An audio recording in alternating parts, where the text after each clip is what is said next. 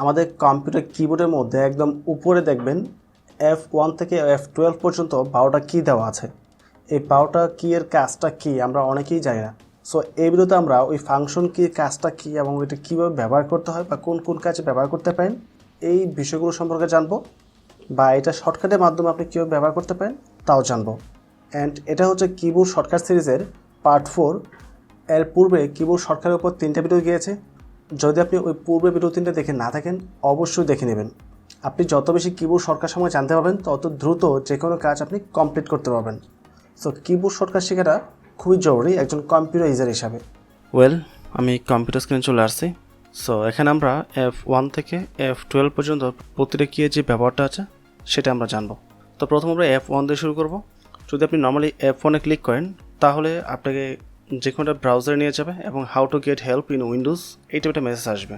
যদি ক্রোম ব্রাউজারে গিয়ে আপনি F1-এ ক্লিক করেন how can we help you, সেখানে আপনি টাইপ করে যে কোনো ধরনের সাপোর্ট নিতে পারবেন। অথবা যদি আপনি MS ওয়ার্ডে থাকেন বা MS এক্সেলে থাকেন, যেখানে থাকেন না কেন জাস্ট F1-এ ক্লিক করলে হেল্পিংয়ে যে ফাংশনগুলো আছে ওইটা চালু হয়ে যাবে। দেন আপনি টাইপ করে আপনার প্রয়োজন অনুযায়ী যে কোনো ধরনের সাপোর্ট নিতে পারেন। তারপর হচ্ছে F2 দিয়ে রিনেম করা যাবে, সেটা যে কোনো কিছু। সাপোজ এখানে একটা পিকচার রয়েছে, তো পিকচারটা আমরা রিনেম করবো, জাস্ট F12-এ ক্লিক করব। এখন নিজের মতো করে টাইপ করতে পারবো। আমি জাস্ট এটা দিয়ে এক্সাম্পল দেখালাম। আপনি কম্পিউটার যত ধরনের ফাইল আছে যে কোনো জায়গায় জাস্ট ফাইলের উপর ক্লিক করে যদি F12-এ ক্লিক করেন রিনেম অপশনটা চলে আসবে। অথবা আপনি MS ওয়ার্ড বা এক্সেলে এসেও রিনেমের মাধ্যমে সেলগুলোতে টাইপ করতে পারবেন বা লেখাটা চেঞ্জ করতে পারবেন। তারপর হচ্ছে F3, এটা দিয়ে মূলত সার্চ করা হয়। তো F3 ব্যবহার করার জন্য আমি একটা ব্রাউজার ওপেন করি। সো ব্রাউজারে এসে যদি আপনি কোনো কিছু খুঁজে বের করতে চান বা কোনো একটা ওয়েবসাইটে গিয়ে কোনো একটা ডকুমেন্ট ওপেন করার পর যদি ডকুমেন্ট থেকে কোনো কিছু খুঁজতে চান তাহলে F3 মাধ্যমে খুব সহজেই খুঁজে বের করতে পারবেন।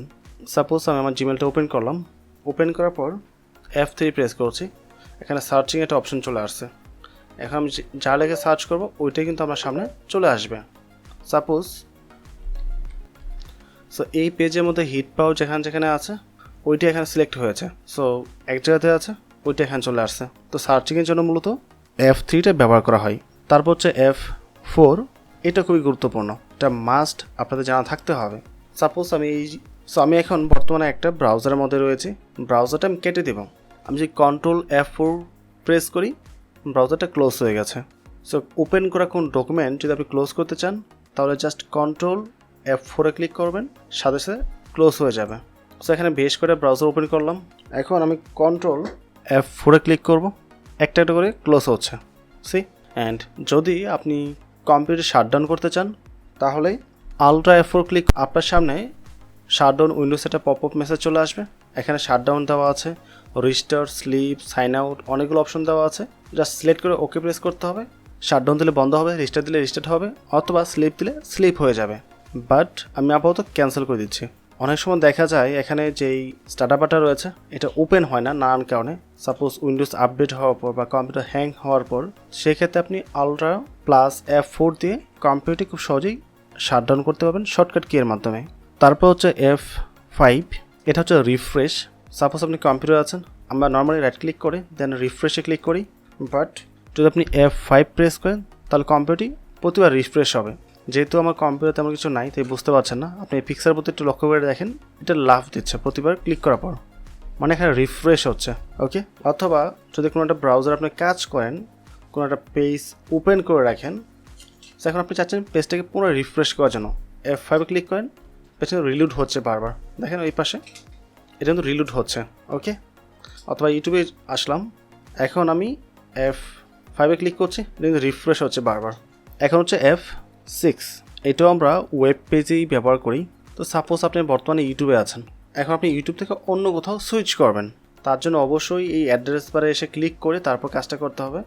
মাউসটা ব্যবহার না করে জাস্ট F6-এ ক্লিক করবেন, আপনার অ্যাড্রেস বারটা সিলেক্ট হয়ে গেছে। এখন আপনি যেটা টাইপ করুন ওইটা এখানে চলে আসবে। সাপোজ RI রবিন, আচ্ছা .bd চলে আসছে, এন্টার প্রেস করলাম। সো আমার ওয়েবসাইটের উপরে চলে আসছে, চাইলে এটা আমি ভিজিট করতে পারি। ওকে, F6-এর ব্যবহারটা বুঝতে পেরেছেন। তারপর হচ্ছে F7, এটার ব্যবহারটা আমরা MS ওয়ার্ডে করব। এখান থেকে আমি দু একটা স্পেলিং মিস্টেক করতেছি ইচ্ছাকৃতভাবে। তো প্রথম ভিডিও দিচ্ছি ছোট বি, আমি ডিটা দিচ্ছি মাঝখানে বড় হাতের, স্মার্টে যা দিচ্ছি সি। সো এখানে দুইটা স্পেলিং মিস্টেক রয়েছে। সো আপনি যখন একটা প্যারাগ্রাফ টাইপ করবেন সেখানে অনেক ধরনের মিস্টেক থাকতে পারে। তো সেটা সলভ করার জন্য আপনাকে F7 ক্লিক করতে হবে। F7 ক্লিক করার সাথে সাথে আপনার মিস্টেকগুলো কোথায় কোথায় রয়েছে সেটা আপনার সামনে চলে আসবে। সো এখান থেকে আপনি ধরে ধরে এটা সলভ করতে পারেন। সো এটা হচ্ছে মিস্টেক, এখানে ভিডিও হবে। সো ক্লিক করার সাথে সাথে চলে গেছে। তারপর মিস্টেক হচ্ছে এখানে স্মার্ট আর্টের ক্ষেত্রে এখানে এস হবে, নিচে চলে আসছে, স্মার্ট আর্ট ক্লিক করব, সলভ হয়ে গেছে। সো এইভাবে চাইলে আপনি এটা সলভ করতে পারেন। তারপর সাপোজ আপনি কোনো একটা ওয়ার্ডের সিনোনিম খুঁজতেছেন, এখান থেকে আমি ডিজাইন ওয়ার্ডটা সিলেক্ট করলাম, করার পর শিফট F7 ক্লিক করব। এই ডিজাইন ওয়ার্ডের যতগুলো প্রতিশব্দ রয়েছে প্রত্যেকটা এখানে চলে আসছে। সো চাইলে এটা ব্যবহার না করে অন্য একটা আপনি ব্যবহার করতে পারেন। সো এখান থেকে আপনার যেটা বেটার মনে হয় সেটা আপনি টাইপ করতে পারেন। তারপর হচ্ছে F8, এইটা মূলত বুট মেনু ক্ষেত্রে ব্যবহার করা হয়। আপনার কম্পিউটার যখন বন্ধ হয়ে চালু হবে বা আপনি যখন একটা অফ কম্পিউটার চালু করবেন, যদি সামহাও আপনার বুটে যেতে হয় কম্পিউটার বুট মেনুতে, তখন F8 চেপে আপনি বুটে যেতে পারবেন। এখন বুটের মধ্যে আর অনেকগুলো ফাংশন রয়েছে, সেফ মোড রয়েছে বা আদার্স অনেকগুলো ফাংশন রয়েছে, সেটা আপনার কাজের উপর ডিপেন্ড করে ব্যবহার করতে হবে।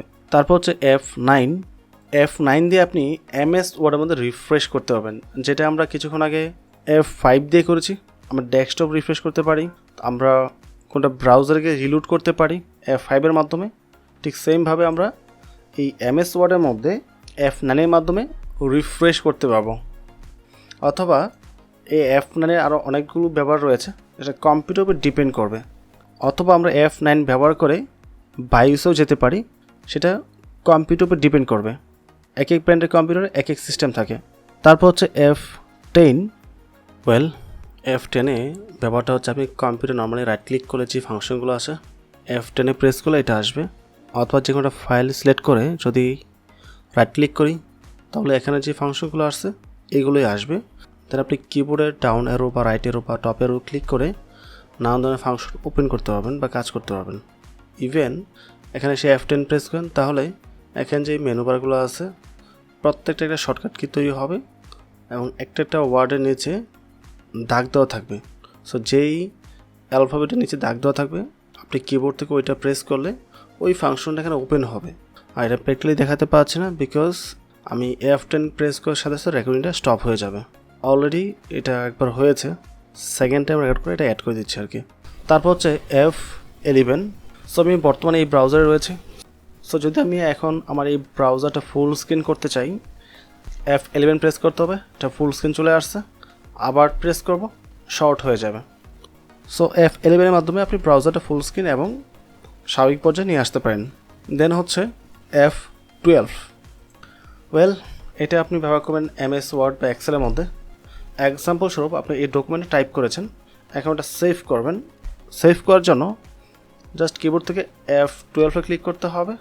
আপনার সামনে সেভের যে অপশনটা আছে বা সেভ এসে যে অপশনটা আছে এটা চলে আসবে। দেন এখান থেকে আপনি সেভ করতে পারেন। ওভারঅল সব কিছু মিলিয়ে যদি ভিডিওটি ভালো লাগে অবশ্যই চ্যানেল সাবস্ক্রাইব করে পাশে থাকবেন এবং পরবর্তীতে এই কিবোর্ড শর্টকাটের উপর আরেকটা ভিডিও আসবে যেখানে টপ 10 বা টপ 20 কিবোর্ড শর্টকাট নিয়ে কথা বলবো এবং ওই ভিডিওটি হবে ওভারঅল সবার জন্য। এখানে যে সকল শর্টকাট কি আমরা ব্যবহার করেছি তার মধ্যে কিছু আছে ইউজ না করলেও চলবে, বাট কিছু অবশ্যই করতে হবে। সো ওই মোস্ট ইম্পর্টেন্ট কিবোর্ড শর্টকাটের উপর একটা ভিডিও মেক করব। সো পরবর্তীতে আবারও কথা হবে। আসসালামু আলাইকুম।